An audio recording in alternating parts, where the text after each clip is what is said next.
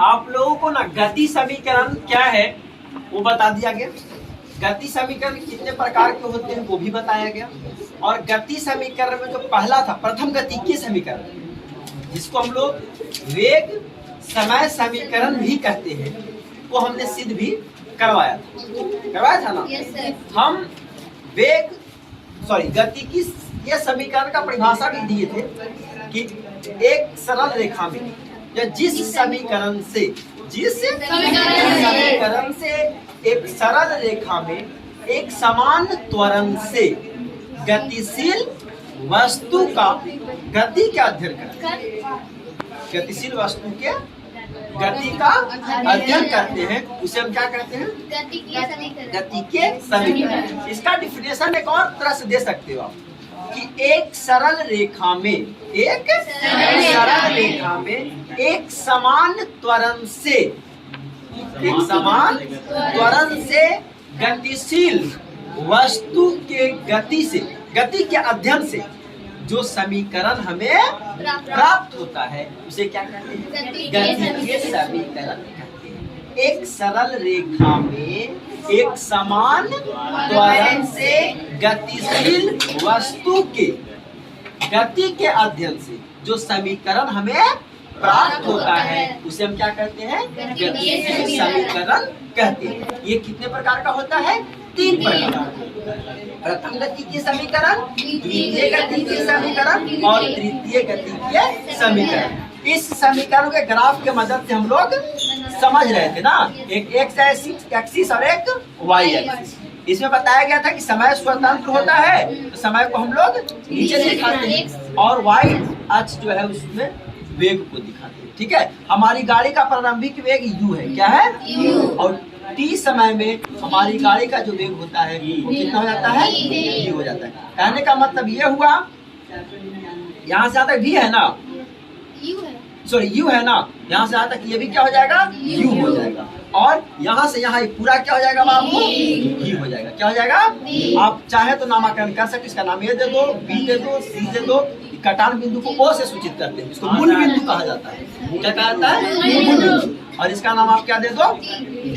तो हमने कल आप लोगों को प्रथम गतिकीय समीकरण को सिद्ध करवा चुका है। आज हम लोग जो सिद्ध करने जा रहे हैं बाबू वो है द्वितीय गतिकीय समीकरण, जिसे हम एक और नाम से जानते हैं। वो नाम क्या है बाबू? वेग विस्थापन समय समीकरण। विस्थापन समय समीकरण।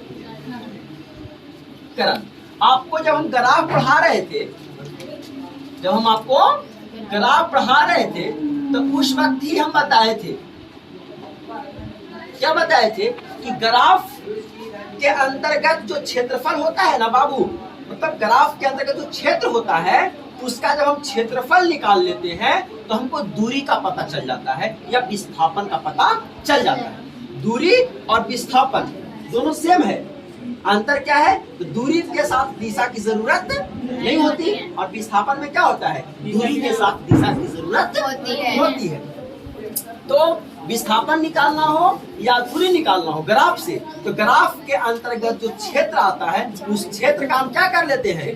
क्षेत्रफल निकाल लेते हैं। क्या निकाल लेते हैं? जैसे हमको वेग विस्थापन समय समीकरण सिद्ध करना है ना, तो हमको विस्थापन निकालना है। तो विस्थापन निकालने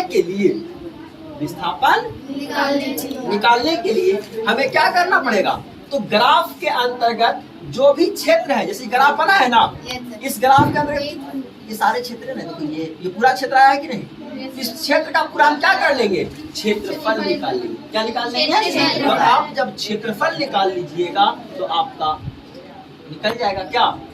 द्वितीय गतिकीय समीकरण, जिसको हम फॉर्मूला भी आपको ऐसे भी कह सकता है कि सिद्ध करें कि s बराबर ut plus half eighty square. यही आपका द्वितीय गति समीकरण। इसी को हम लोगों को क्या करना है? सिद्ध करना है। तो लिखेंगे,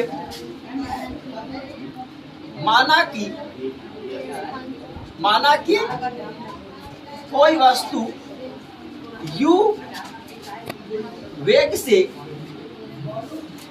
चलकर t समय में अपना वेग क्या कर लेता है? भी कर लेता है। अब हमको क्या निकालना है? विस्थापन निकालना है ना। क्या निकालना है? विस्थापन। और हमने आप लोगों को सिखाया है कि विस्थापन निकालना हो या दूरी निकालना हो, तो जो एरिया कवर होता है उसका हम क्या कर लेते हैं? क्षेत्रफल निकाल लेते हैं। क्या निकाल लेते हैं आप? तो देखिए ना, अगर इसका हम क्षेत्रफल निकालना है तो ये आकृति आपको समलंब चतुर्भुज के जैसा दिख रहा है कि नहीं? दिख रहा है ना? तो हम लिख सकते हैं विस्थापन बराबर समलंब चतुर्भुज ओ ए सी डी, ओ ए सी डी का क्षेत्रफल। अगर आपको समलंब समझ में नहीं आ रहा है तो आप ऐसे भी कर सकते हैं, त्रिभुज ए बी सी का क्षेत्रफल और प्लस में आयत ए ओ डी बी का क्षेत्रफल। नहीं, देखिए ना, ये आयत नहीं दिख रहा है क्या? और ये आपका त्रिभुज नहीं दिख रहा है क्या? तो आप अलग अलग ऐसे भी कर सकते हो, त्रिभुज का क्षेत्रफल और प्लस में आयत का क्षेत्रफल। लेकिन मैंने क्या करा? समलंब का क्षेत्रफल ले लिया। और समलंब चतुर्भुज का क्षेत्रफल आपको बताया गया है क्या? हाफ इंटू समांतर भुजाओं का जोड़, समांतर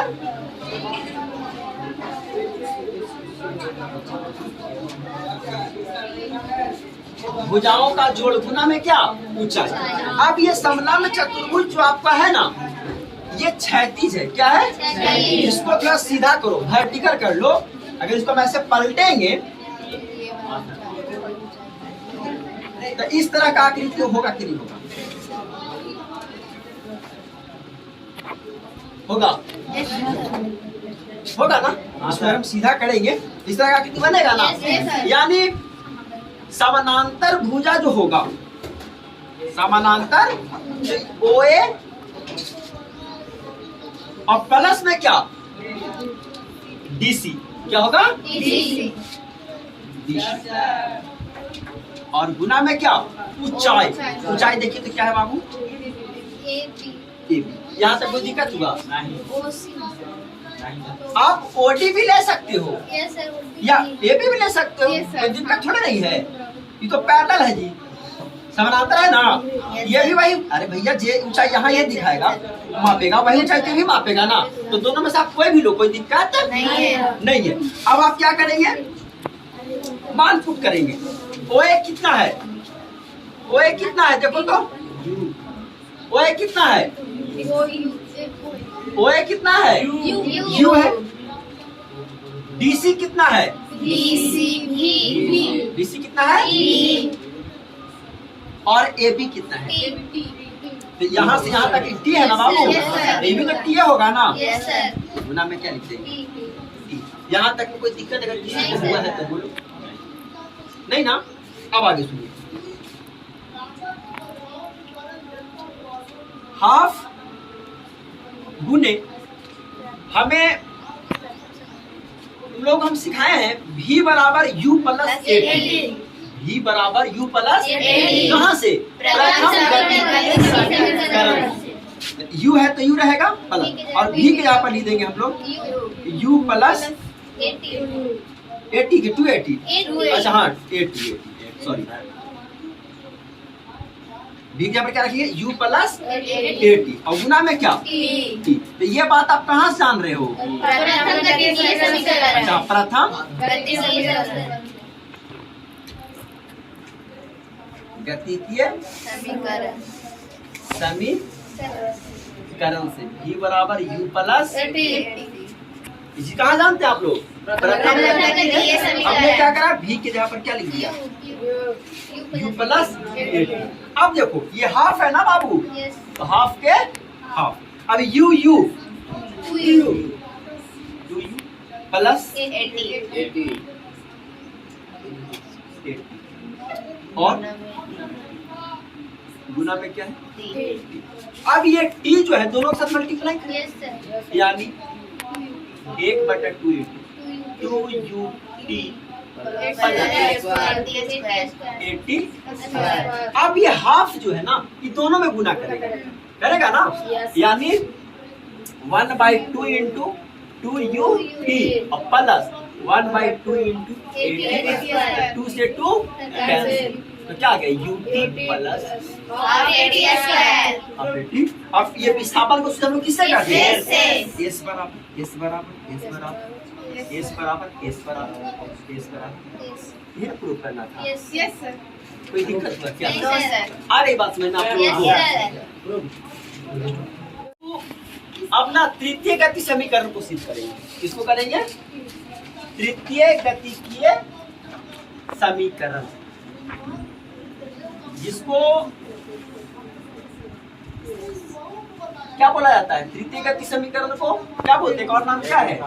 तृतीय गतिकीय समीकरण, इसको हम लोग क्या कहते हैं? वेग विस्थापन समीकरण। वेग विस्थापन समीकरण को सिद्ध करें, या v स्क्वायर बराबर u स्क्वायर प्लस 2as, यही ना सिद्ध करना है। सेम द्वितीय गतिकीय समीकरण के जैसा ही ये भी सिद्ध होगा। डिफरेंस कहाँ होने वाला है सो देख लो आप। ये सारा मैटर, जैसे इसमें भी विस्थापन आया है ना, इसलिए इसमें भी हम लोग जो फॉर्मूला लगाएंगे वो किसका लगाएंगे? विस्थापन का। सेम काम जैसा आपने द्वितीय गतिकीय समीकरण में किया था, वही काम इसमें भी हम लोग यहां तक करेंगे। s बराबर हाफ ना u प्लस, यहाँ तक कोई दिक्कत है क्या? नहीं ना। अब क्या करना है? देखिए s बराबर हाफ है तो हाफ, अब u प्लस भी हमें जो सिद्ध करना है ना, तो तृतीय गति समीकरण, उसमें v को रखना है, u को रखना है, s को रखना है, a को रखना है, t को रखना है क्या? नहीं ना। ठीक है, तो u को रखेंगे, v को रखेंगे। अब t को नहीं रखना है, तो t बराबर आप लोगों को फॉर्मूला बताया गया है क्या? आपको पता है a बराबर v माइनस यू बटा प्रथम गतिकीय समीकरण से, हैं? प्रथम गतिकीय समीकरण से क्या पता है? a बराबर v माइनस यू बटा t। अब हम क्या करेंगे बाबू कि ये t जो है, t को a के जगह पर ले जाएंगे और a को t के जगह पर, तो t बराबर क्या हो जाएगा? v माइनस यू बटा a। होगा कि नहीं? हम t बराबर v माइनस यू बटा a लिख सकते हैं। क्यों? क्योंकि हमें पता है a बराबर v माइनस यू बटा t। अब दो भिन्न और बीच में बराबर रहता है, तो हम बोले हैं कि ऊपर वाले को ऊपर से काटो, नीचे वाले को नीचे से। नहीं काटता है तो क्रॉस मल्टीप्लीकेशन करो।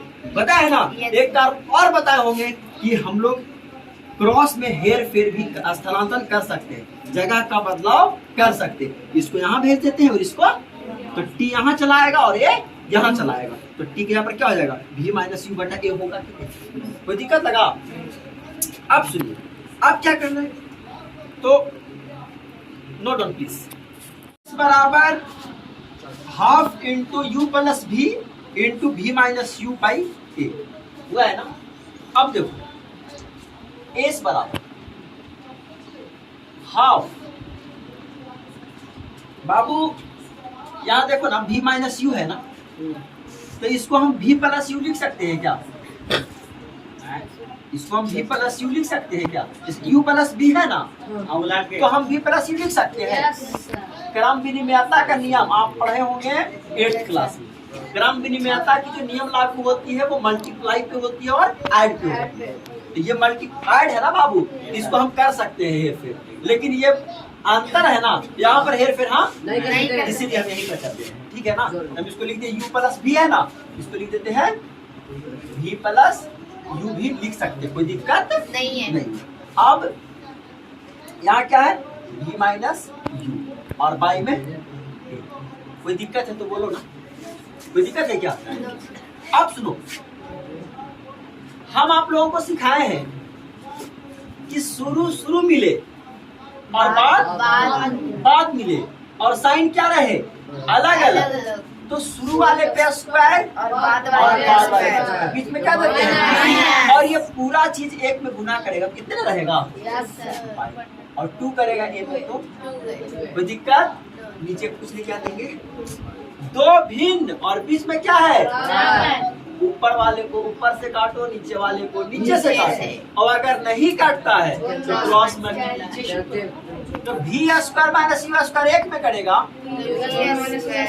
और 2a करेगा इसमें, तो अब हमें जो सिद्ध करना है उसमें भी स्क्वायर लाना है ना बाबू, भी स्क्वायर बराबर माइनस यू स्क्वायर देखें तो पता चला, और 2a हो गया ना।